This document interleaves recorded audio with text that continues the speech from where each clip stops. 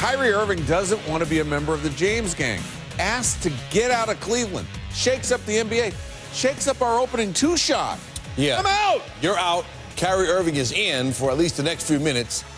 Neil, we'll see about bringing you back to the team after we sort out all this other stuff. Maybe a mid-level exception. That's our way of delivering the news that Irving has asked Cavaliers to trade him. Sources tell ESPN he wants a bigger role with a different team, doesn't want to play with James anymore. Told the Cavaliers the teams on his preferred list are the Spurs, Knicks, Heat, and Timberwolves. Irving has 3 years, including an option year, and $60 million remaining on his deal. Things got off to a great start for Irving in Cleveland. He was Rookie of the Year in 2012. If he gets traded, here's what his new team is getting now. He averaged career-high 25 points per game last season, and he's been at his best during the finals. His scoring average there ranks in the top 10 all time. Isn't exactly the strongest defender, though. He ranked among the worst defenders in the league from a statistical perspective last season. Brian Windhorst broke this story and joins us now on SportsCenter. So, Brian, what's up with the timing of this? Why is this happening now? I don't have an answer for that, Stan. Kyrie, when he signed with the Cavs back in 2014, he signed thinking he was going to be the franchise player. He found out 10 days later that LeBron James was coming. And so it's always been a struggle for him. And he had described that he wanted to be on a championship contender as opposed to being on his own. And obviously, his feelings have changed in the last month. Now, whether that was David Griffin leaving, whether that was something else that we don't know yet, I'm sure at some point he'll get to explain it. The Cavs obviously are frustrated by the request, also by the timing, because had he made the request earlier around the draft, they would have potentially had options that are better than exist today. But it is a little bit puzzling about the timing, but there's never a good time to deliver bad news to a team, and so I guess that's what happened with Kyrie. Right, they could have possibly been in play for Jimmy Butler or Paul George on the other end of that trade, but those aren't options now. Okay, so now he still has 2 years and an option year left on his contract, so what kind of leverage does he have to actually force a deal? Not very much. I mean, I think if you look at the difference between a guy like Paul George, who had 1 year left on his contract, and a guy like Jimmy Butler, who had 2 years, it was an easier trade for the Bulls to do, and they got a better haul. So Kyrie can give the Cavs a list, and that list might incite those teams to give more in a trade because they might be able to keep Kyrie past this contract. But the Cavs can deal with whomever they want to deal with. So I don't know how realistic any of those teams are for Kyrie going forward. His list: Knicks, Heat, Wolves, and Spurs, according to the reporting that we've seen. Best case scenario or likely ending to this, what do you think happens here? The Cavs, I think, will eventually have to trade him.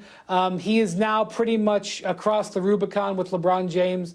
When he met with Dan Gilbert at this meeting about a week and a half ago or so, he told him that he didn't want to play with LeBron anymore. Yes, he wanted his own team, but he just wanted to be away from LeBron. And LeBron is aware of that, and I don't think you can go back with that. Now, whether or not this is a good decision for Kyrie, he's put himself in a tough spot.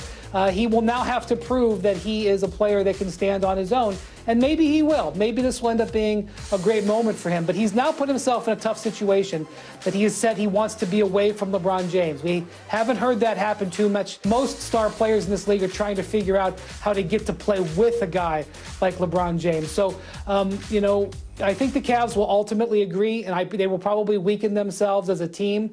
But LeBron will show up for training camp in October, ready to try to compete for a championship with whoever the Cavs bring to camp, and he will move on from this. And he's moved on from players in the past and felt pretty good about his results. All right, this is a story we'll be following, of course, so that means we'll be talking again soon, Brian. That's right. Now, Irving might want a bigger role, but it can't get much bigger than playing with LeBron James. He's averaged more points with James than in 3 seasons without him, and he's been able to play on the biggest stage with James as well, going to 3 straight finals. But as talented as he is, there's no evidence that having Irving as a #1 option is a good thing.